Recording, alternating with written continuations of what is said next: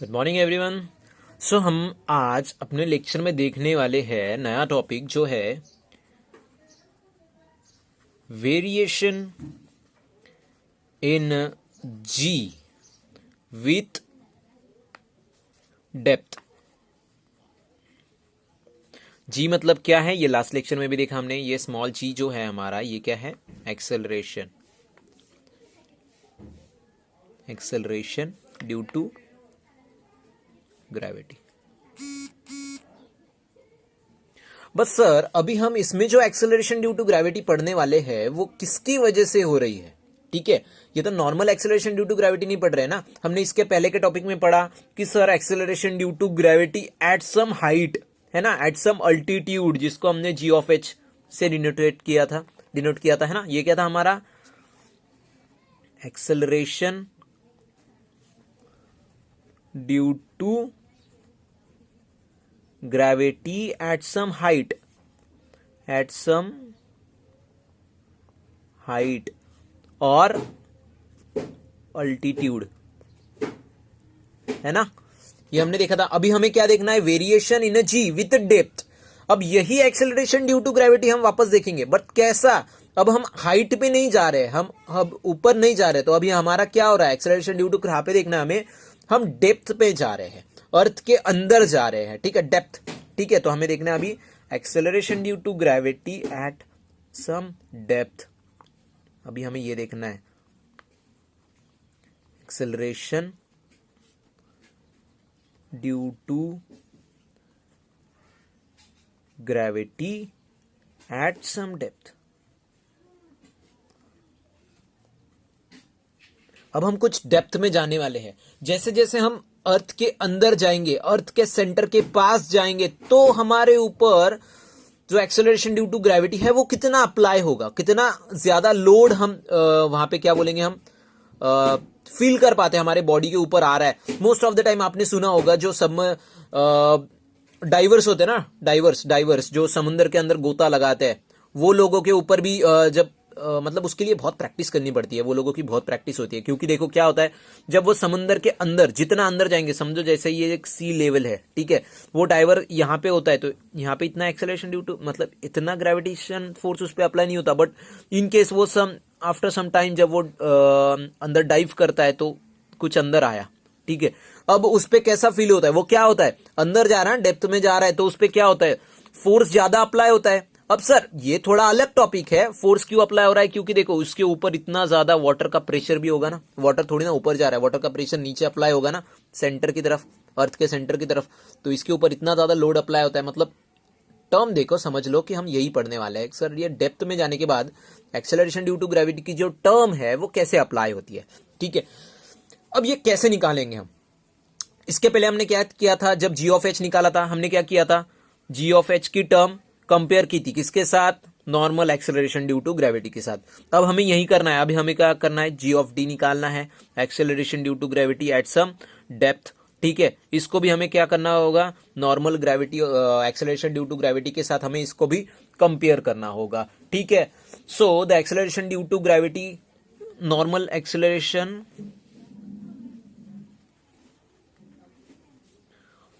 Due to gravity की क्या term है? ग्रेविटी का क्या इक्वेशन बनता है? G equal to G M upon R square, ठीक है। ये हमारा नॉर्मल इक्वेशन बना था, ठीक है। अब हमें क्या करना पड़ेगा? देखो अब यहां पे प्रॉब्लम क्या आ रहा है, अब हम डेप्थ में जाने वाले हैं, ठीक है, इसलिए हमें ये अर्थ की डेंसिटी भी देखनी होगी, ठीक है। जो प्लेनेट का हम कंसीडर कर रहे हैं ना, अभी तो हम अर्थ को ही कंसीडर कर रहे हैं, तो हमें क्या करना होगा? इसकी डेंसिटी भी देखनी होगी, मतलब इसका मास हमें पता होना चाहिए, है ना। डेंसिटी क्यों निकाल रहे हैं? क्योंकि हमें मास की वैल्यू चाहिए, ये एम की वैल्यू चाहिए, ठीक है। तो डेंसिटी का फॉर्मूला क्या है?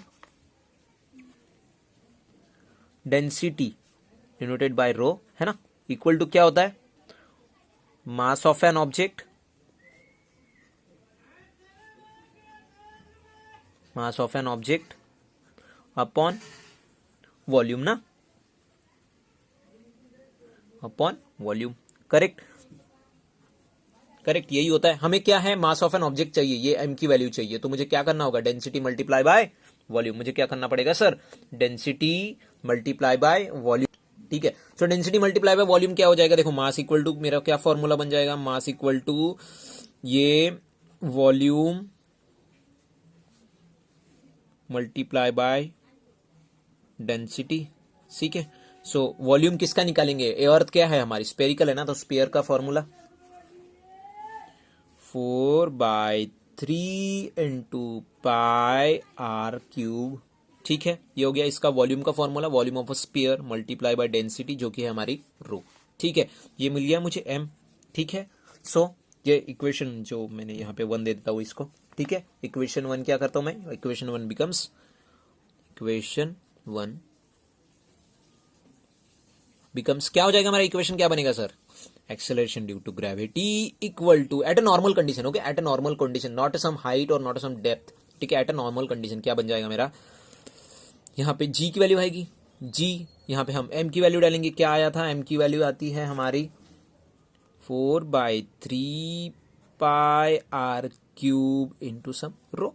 ठीक है, डेंसिटी अपॉन आर स्क्वेयर। ठीक है, अब यहां से ऐसा तो मुझे लगता नहीं कुछ ना समझाने वाली चीज है, देखो ये आर स्क्वेयर या आर क्यूब के साथ कैंसिल हो जाएगा, तो एक ही आर बचता है ना यहाँ पे, तो यहाँ पे मेरी normal acceleration due to gravity क्या आ जाएगा sir, 4/3 into pi r rho into g पहले लिखो या बाद में लिखो, कोई फर्क नहीं पड़ता, सेम ही आने वाला है। ठीक है, ये हमें normal acceleration due to gravity की वैल्यू मिल गई। ठीक है, ये क्या है हमारा नॉर्मली एक्सेलरेशन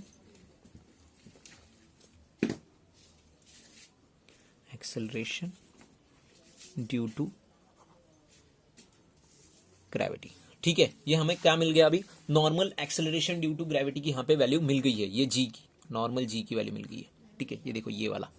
ठीक है, अभी हमें क्या करना है, acceleration due to gravity at some, क्या है, at some depth, at some depth हमें यहाँ पे क्या करना पड़ेगा सर, निकालना पड़ेगा। ठीक है, अब हम इसको कैसे निकालेंगे, ठीक है, बहुत ईजी है। ठीक है, ज्यादा कुछ हार्ड वाली चीज नहीं है, मुझे नहीं लगता कुछ हार्ड है। देखो क्या है, समझो ये मेरा अर्थ है, ये मेरा अर्थ है, ये भैया है इसका सेंटर। ठीक है, अब क्या है ना, अब क्या है, हम ये यहां पे अप्लाई होने वाला ये जी तो हमें पता है। ठीक है, बट हम सॉरी, अब हम क्या कर रहे हैं ना, कुछ डेप्थ में आ रहे हैं, यहाँ पे यहां तक डेप्थ में आ गए समझो मैं। ठीक है, तो यहाँ पे भी एक सर्कल बनता है ना, बहुत सारे लेयर्स ऐसे, तो कितने भी डेप्थ आप निकाल सकते हैं, इन्फिनिटी नंबर ऑफ, है ना। सो ये एक नया सर्कल बन जाएगा, ये तो मेरा टोटल रेडियस हुआ ना इतना, ये क्या हुआ मेरा टोटल रेडियस आर। ठीक है, अब मुझे यहाँ पे अप्लाई होने वाला क्या निकालना है, एक्सेलरेशन ड्यू टू ग्रेविटी। समझो ये कुछ हमारा डिस्टेंस है, हम कुछ डी डिस्टेंस नीचे आ गए। ठीक है, तो मेरा ये जो बचा ये वाला डिस्टेंस, ये वाला, ये क्या रहेगा, आर माइनस डी, ये आर माइनस डी रहेगा। यहां पे अप्लाई होने वाला मुझे क्या निकालना है, acceleration due to gravity at some depth. ठीक है, ये टर्म मुझे निकालनी है। सो मैं यहां पे लिखता हूं, now we are going to be find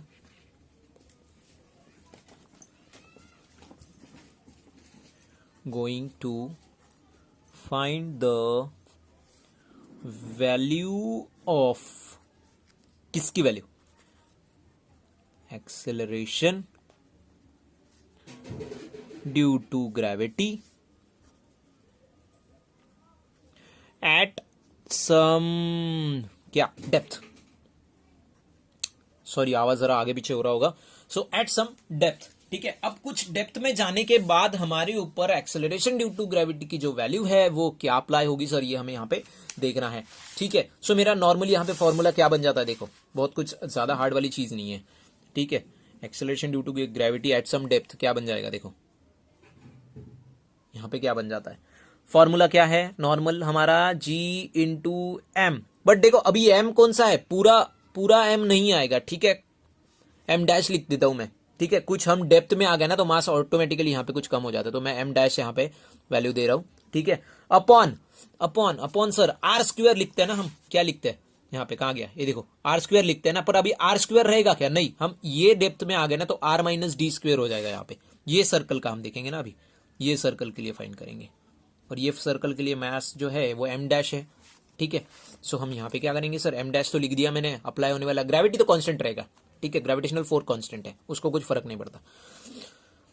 ये आर माइनस डी का स्क्वायर, ठीक है। आई होप आपको समझ गया होगा। आर क्या है, total radius of this earth, ठीक है। और हम कुछ डेप्थ में आने के बाद ये डिस्टेंस, कुछ डी डिस्टेंस हम डेप्थ में आ गए, ठीक है। ये मैंने दो टर्म माइनस कर दिए तो मुझे यहाँ पे वैल्यू मिल गया है, ठीक है, रेडियस का। ये अंदर वाले रेडियस का स्पेयर जो है ना, ये अंदर वाला जो हमारा स्पेयर है, इसका रेडियस मिल गया है मुझे, ठीक है, इसका स्क्वायर। सो यहाँ पे मैं एम को आपको लिख देता हूँ। एम क्या है मेरा, एम डैश जो है ना वो क्या है, इनर, क्या है, volume of a inner sphere, ठीक है।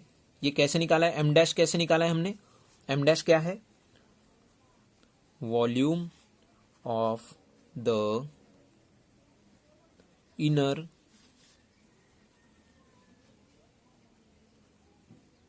स्पीयर मल्टीप्लाई बाय इसकी डेंसिटी, ठीक है। मतलब यही ना सर, इसका भी एक वॉल्यूम होगा जो क्या होगा 4/3 पाई।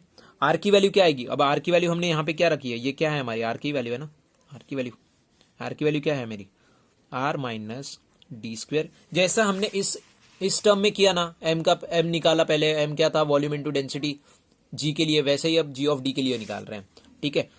और कहाँ गया भैया, हाँ 4 pi r of d into density क्या है मेरा, डेंसिटी रो, ठीक है।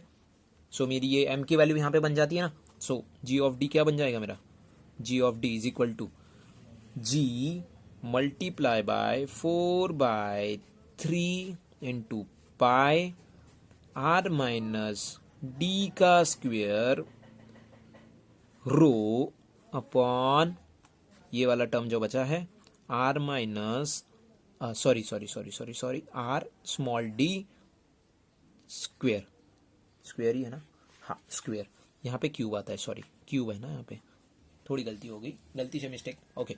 सो यहाँ पे सर क्या आया, देखो अब वही जो नॉर्मली हमने इधर किया था, ये कट गया ये इसके क्यूब के साथ, ठीक है। तो क्या बचता है हमारे यहाँ पे, g of d acceleration due to gravity at some depth, क्या बचता है, g multiply by 4/3 into pi r minus d into rho, ठीक है। ये एक टर्म बचा।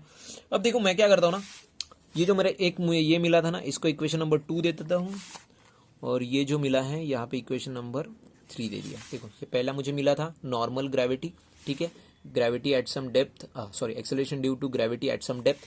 अब मुझे क्या करना है, ये निकालना है ना, मैंने पहले भी बोला था, ये निकालने के लिए हमने लास्ट टाइम क्या किया था, ऐसे कंपेयर किया था ना दोनों को, at some height upon normal, यहाँ पे at some depth upon normal, वैसे ही यहाँ पे करना है, ठीक है।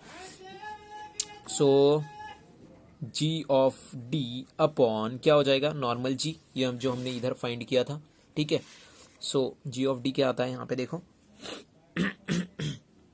जी into 4/3 pi r minus t into rho है रे भैया, ये ई मत बोलना इसको, ठीक है, रो है, ठीक है, डेंसिटी ऑफ द पर्टिकुलर जो भी ऑब्जेक्ट होगा वो, अपॉन जी क्या आया था 4/3 पाई आर रो जी। सो यहाँ पे जी गया सर, 4/3 पाई गया, रो भी गया, तो क्या बचता है, g of sorry small g of D upon normal acceleration due to gravity upon ऊपर क्या है, आर माइनस डी अपॉन नीचे बचता है आर, ठीक है।